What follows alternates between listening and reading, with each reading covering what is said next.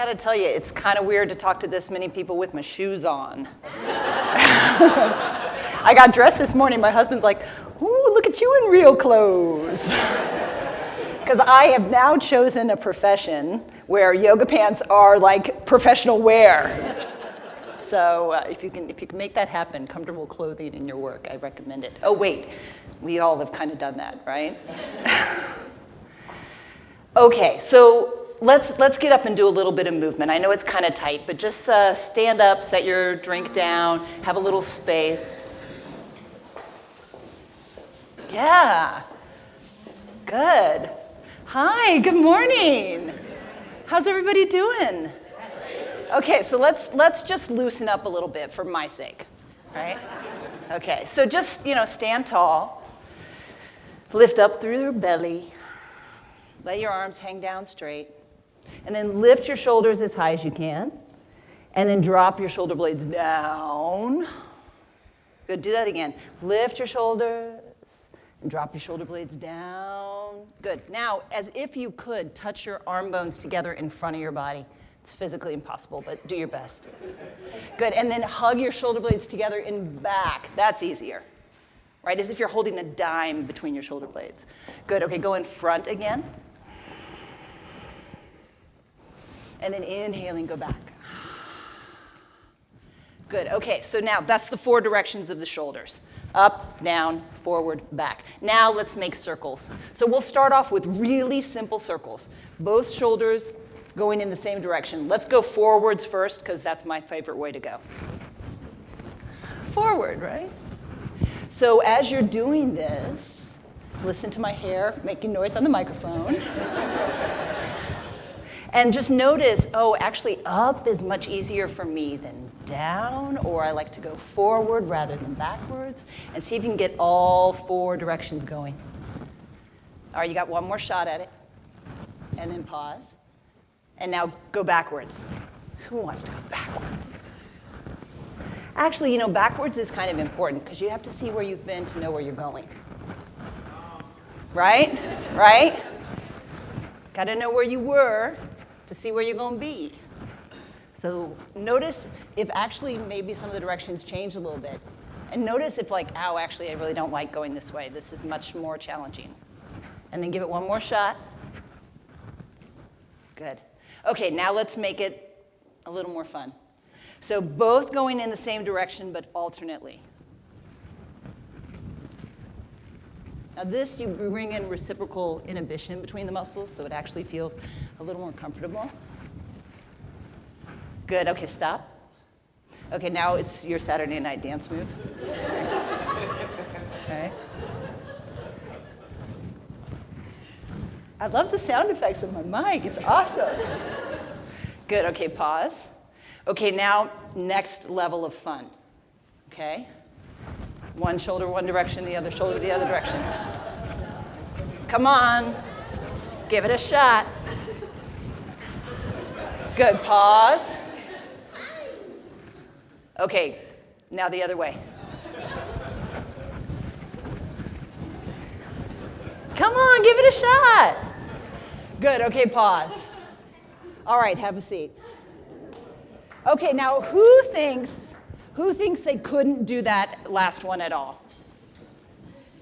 Okay, so if you can't do that last one at all, you're actually doing it the best in the room. Because our held patterns in our body are not just in our body, they're also in our mind. So whenever you give your mind an opportunity to do something that you're like, right? I can't make it happen. You are sort of shaking up the snow globe of your mind. And you have an opportunity to break up those held patterns in your mind, which means you have an opportunity to break up those held patterns in your body. And it makes your brain younger. So for me, I actually, when I'm not wearing a blazer, am pretty good at that. Like I can make that happen for a long period of time pretty fluidly. So I'm actually not getting as much benefit as someone who is just trying to make something happen. So whenever you're working on something creatively and you feel stymied or bored with what you're doing, or stuck. Do some of that shoulder stuff, right? Shake up the snow globe, because you're making your brain younger and you have an opportunity to have a fresh perspective. And when we have that, we really can do anything, right? A fresh perspective can bring so much. And so when Megan asked me to talk today about sound, I was like, oh yeah, that makes so much sense. I'm like a good person to choose for that. I love music. Music has always been a huge part of my life. I play tons of instruments. Yeah, sound, all about it. Well, we were hoping maybe you could take a different take on sound. Like maybe you could talk about sound mind. I was like, Okay, sound as an adjective, not a noun. Okay. So of course, I went to Google and then I put in sound definition to sort of see what people say as sound as an adjective. And so I saw things like in good condition, free of injury, disease, damage, based in reason, sense, judgment, competent, reliable. And I was like, oh yeah, that's why they chose me to talk about this, because that's yoga. That's just yoga, right? Because we want the body to be in good condition. We want the mind to be in good condition, free of injury, disease, right? Dis-ease, discomfort. And we also want to sharpen our discernment so that our perceptions of reality aren't just our perceptions of reality, and that we can discern better choices. And then we want our practices to be reliable and consistent, right? You have to do them. That's why it's a practice, not a performance.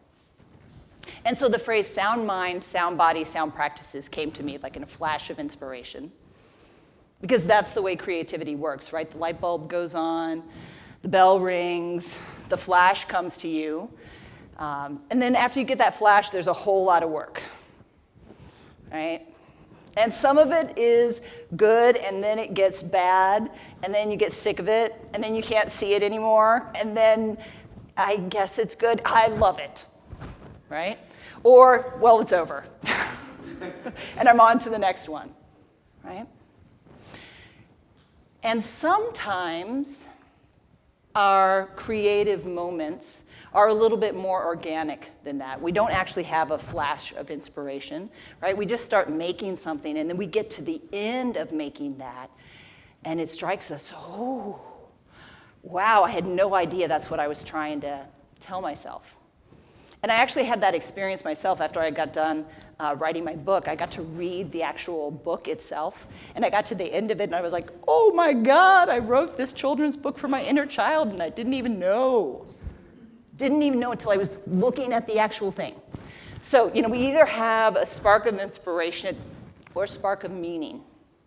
But whether it's a more mental process or a more organic process, there are essentially three elements, right? The spark, the visualizing, the imagining, and then the creation of the thing itself.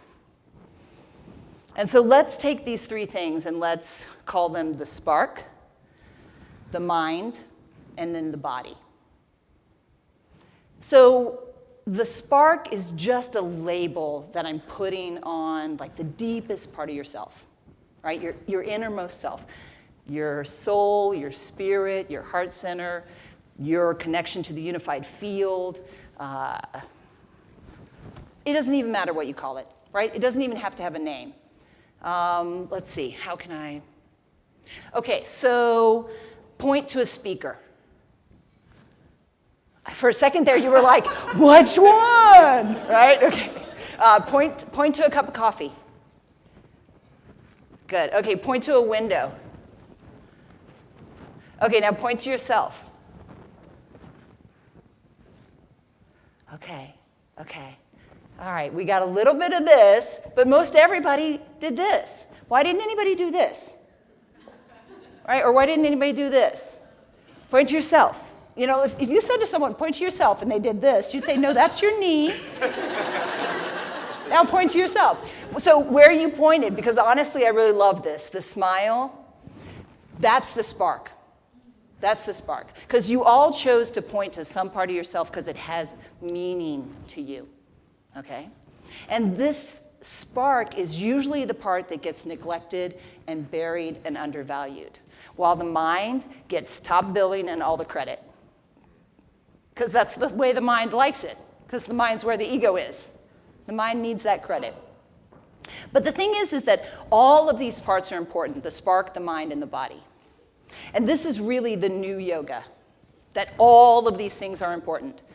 And by new, I mean yoga post like 1940s, 1950s, because yoga works very slowly, right? It's a thousands-year-old thing. So in 1940s, 50s, in India, we got the new yoga.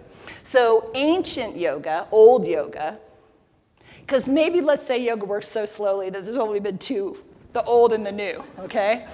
Old yoga was get rid of the mind, get rid of the body, go inside, transcend everything, experience samadhi, right? Bliss, enlightenment. So the old yoga was involution, right? You go in the cave, you meditate enough, you get rid of everything, transcend it. So the new yoga, which, 1940s, 1950s in India, starts with Sri Aurobindo, who is the father of Purna Yoga. His style of yoga, integral yoga, Purna yoga, Purna means whole or complete. So for him, you couldn't reject anything. Everything had to be integrated. All life is yoga. All things are important. And so if I go off in the cave and I experience samadhi, but the rest of you are left behind, my samadhi means nothing. Nothing. Because his yoga was evolutionary. So he didn't want everybody to just go in. He wanted everybody to find it all together. So it's mind, body, and spark. Because when we experience enlightenment, we experience it in this body, because this is where we're at. We're here in this body, in our lives, with the people in our lives, with our community. And that's how we get to an evolutionary process. Because I don't think we're done now, right? There's no way that human beings have been evolving for this long and we're there, right? I think we actually have some pretty clear indications in society. Okay, I'll let you all fill in that blank however you'd like, right? Because you never know. You never know who's going to be the most receptive to the light. You never know. You never know. So today I'm going to share with you some sound practices to help you make sure that you have a sound body, a sound mind, and that you don't let the spark get buried. Because ultimately, it's the spark that we want to be in charge. And the mind and the body are like the twin horses that the spark in the chariot is driving. As opposed to the mind saying, I got this, I'll carry the body horse and drive and go at the same time, right? Okay, so let's start with the body, because it's the easiest, right? It's the easiest to see. Okay, set your drinks down. You don't have to stand up for this. Stretch out through your arms. Good. All right, turn your thumbs down. Okay, take your left arm on top of your right and interlace your fingers. Good. Now, almost everybody does this. Ooh, thumbs down, Catherine. Yeah. Almost everyone does this automatically, but just check that your bottom hand pinky is the one on top on the interlace. And if it isn't, you got to switch the whole interlace. And if you didn't do that, that means you're super special. Bottom hand pinky. Yeah, bottom hand pinky should be on top of the interlace. You did it. You did it. See, sometimes you do it right and you don't even know you've done it right. That's when the spark's in charge. Okay, now bring the hands towards you. Bring the elbows towards each other and straighten your arms as much as you can. Get what you get. I don't know that my blazer loved this. We'll find out in a second. Okay, release. Okay, now here's where you really get to see how smart you are.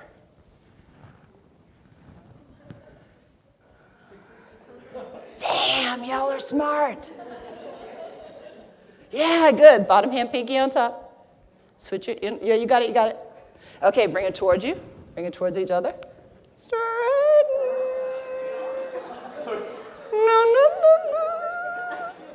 Good, and then release. Okay, now right now just blame whatever clothing you're wearing for that being challenging. All right? Not a big deal. Okay, but here's the trick to it. The trick is in the elbows. So you guys saw how far I could go. I actually can go farther, but my blazer cannot, right? Okay, so here's the trick. Bring the hands towards each other. Bring the elbows towards each other, and then just thread that top elbow through. Now, I'm not saying that it'll be a yoga miracle and you'll be able to do it today, but I bet you get farther. So let's try again. Thumbs down. Left arm on top. Interlace your fingers. Bring your hands towards each other. Bring your elbows towards each other. Thread that left elbow on top. Some people are like, it's a yoga miracle. Others are like, only an eighth of an inch. All right, good. Release. Change sides. Take your elbows towards each other. Hands together, elbows towards each other. Straighten.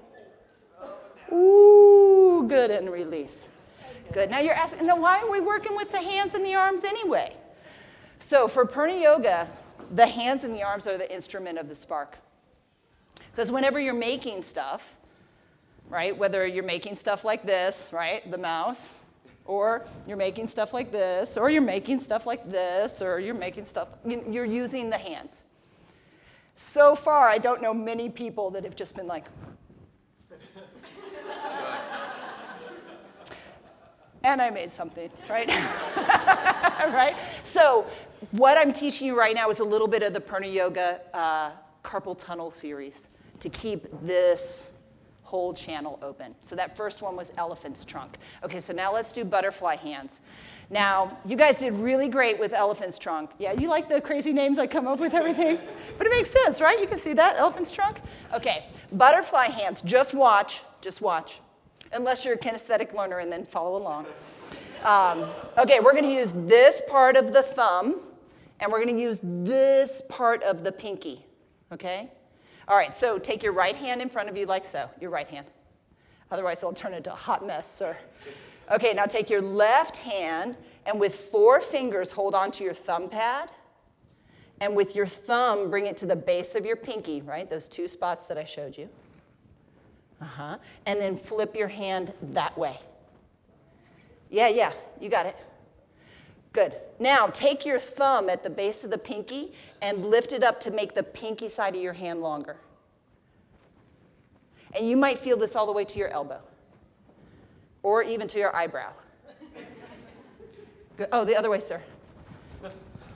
Ooh, sorry. Now go that way. Go that way. I got to get away. No, the other way. Yeah. That's pretty good. Only one hot mess. That's pretty good. All right, release. Change sides. Okay, now left hand, right fingers. But again, Bob is getting the most benefit, right? He's getting the most benefit. Okay, 4 fingers to the thumb pad, thumb to the pinky pad, and then flip that way. Yeah. And then use your thumb to lift the pinky side of your hand up. Yeah. Now notice you might really feel this on this hand and you didn't feel it so much on the other hand. Good. Yeah, you got it. Keep going and then flip. Yeah. Good. Again, you're getting the most benefit. All right, let go. Okay, let's do the same thing but in a slightly different relationship to gravity. So take your right arm like so. Good. Now 4 fingers over on the pinky pad side. Thumb to the thumb and then flip the palm up. Hold oppositely. Instead of taking the hand to the thumb, take it to the, yeah, there you go. Yeah.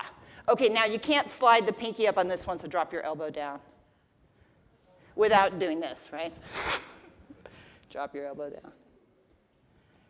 Good, okay, change sides. Flip. Drop. And again, notice if like, ooh, this side's really different. I've yet to meet a naturally symmetrical person. You're doing it wrong, Whit. Go the other way. Yeah, there you go. Yeah, there. Drop that elbow down. See, some people that I don't know as well, I'm like, oh, here, let's do it correctly.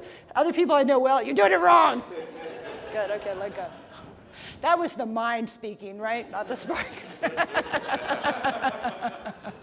Okay, so All right, let's do one last one. So all of these things are very quick. You can do them at your desk, right? When you're sick of looking at the thing you're looking at, you can get these things out. Elephant's trunk, butterfly hands. Now let's do thumb in, thumb out.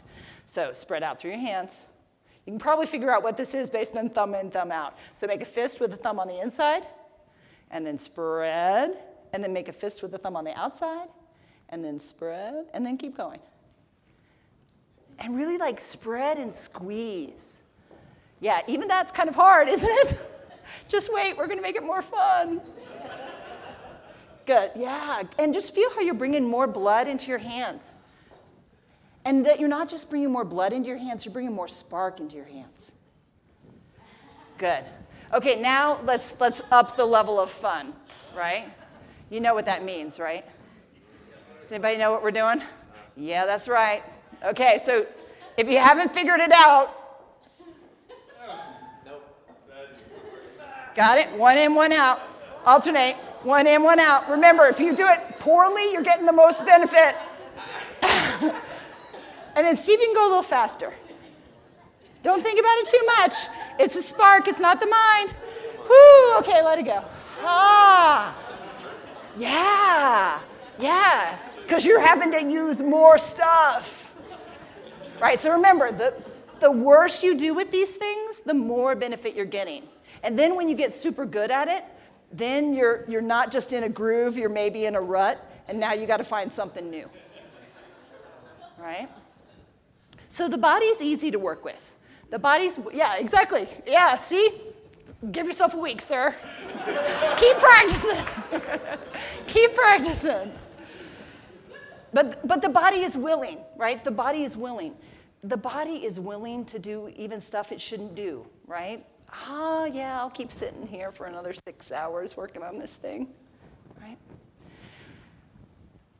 But even though the body is willing, the mind is really the thing we need to work more on with. It needs to be trained, right? Because remember, the mind wants top billing, the mind wants all the credit, the mind wants to be in charge, but it's not in charge. The mind has to learn the lesson of humility in order for all three things to be integrated.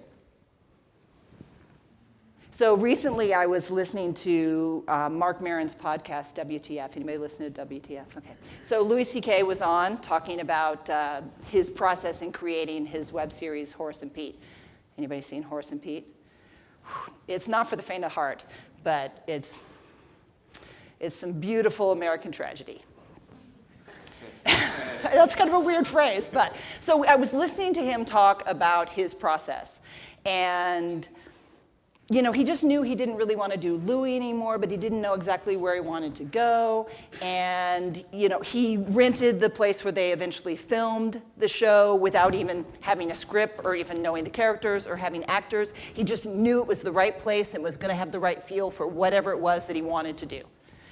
And he gathered up like the three principal actors, again, without even really having scripts, without even really having characters. I just know you're somebody I want to work with.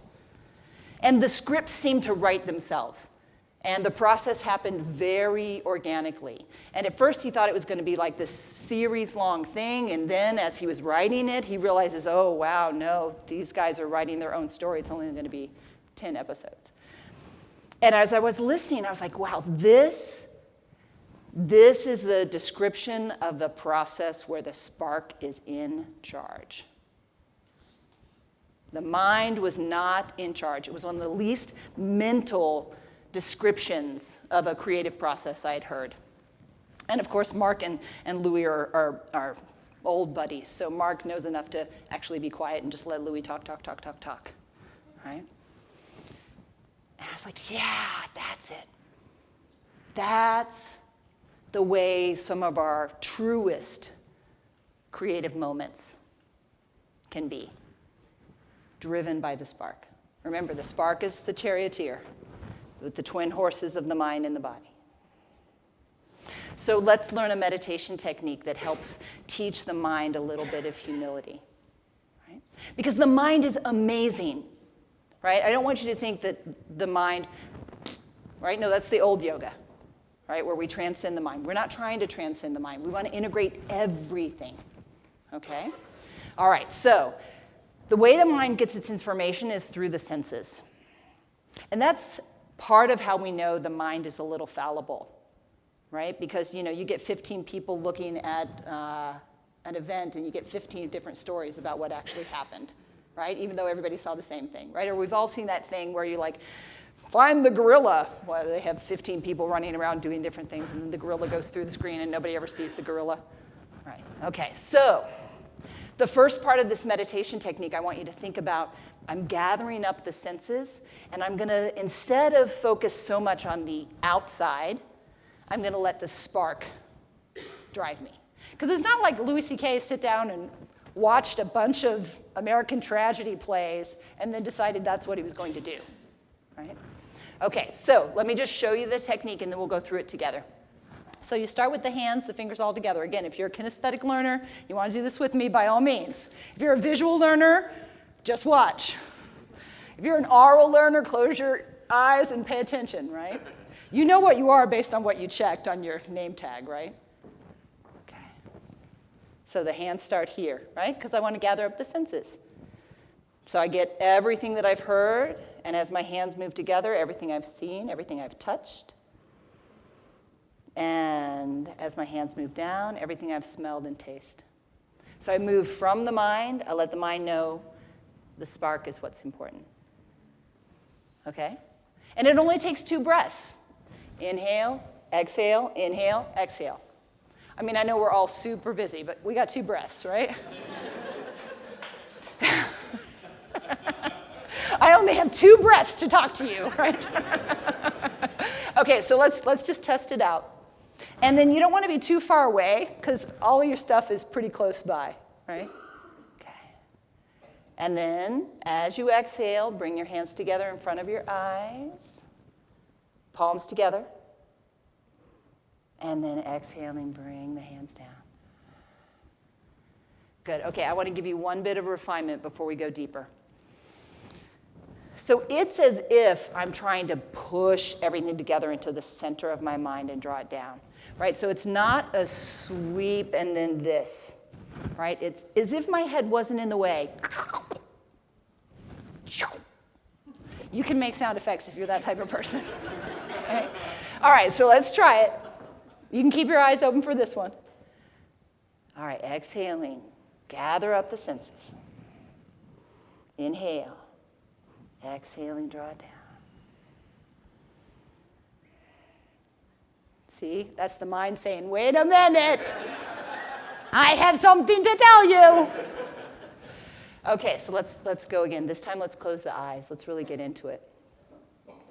So this time, I want you to imagine that you can gather up your thoughts about the past with your left hand and your thoughts about the future with your right hand. And as you exhale and bring your hands together, imagine the hands going through the mind, gathering up those thoughts. Thoughts about the past, thoughts about the future. Bring your hands together, inhale. And then exhaling, draw them down into the here and now, which is the only thing that truly exists. Inhaling, lift your hands again. Exhaling, this time gather up your ego. Gather up your perceptions, your need to be right. And as you exhale, bring your hands down and focus on that part of yourself that you pointed to. Good, do one more on your own. Exhaling, gather up. And then draw it down.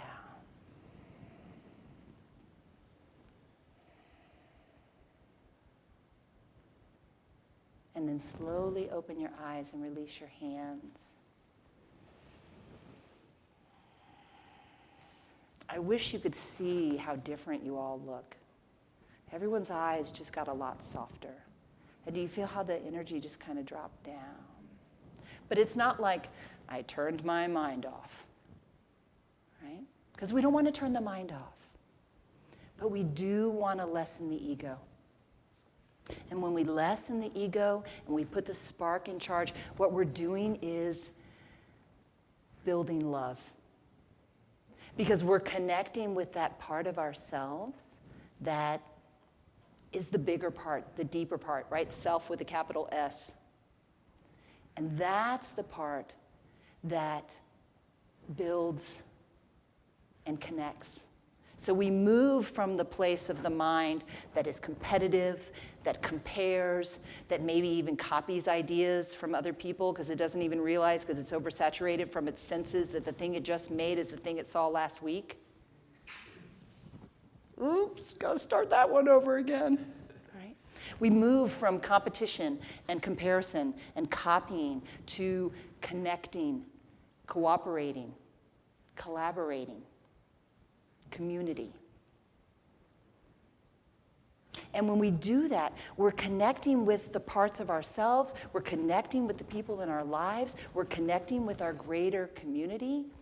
And when we have that connection, we have harmony. You know harmony, when sounds come together.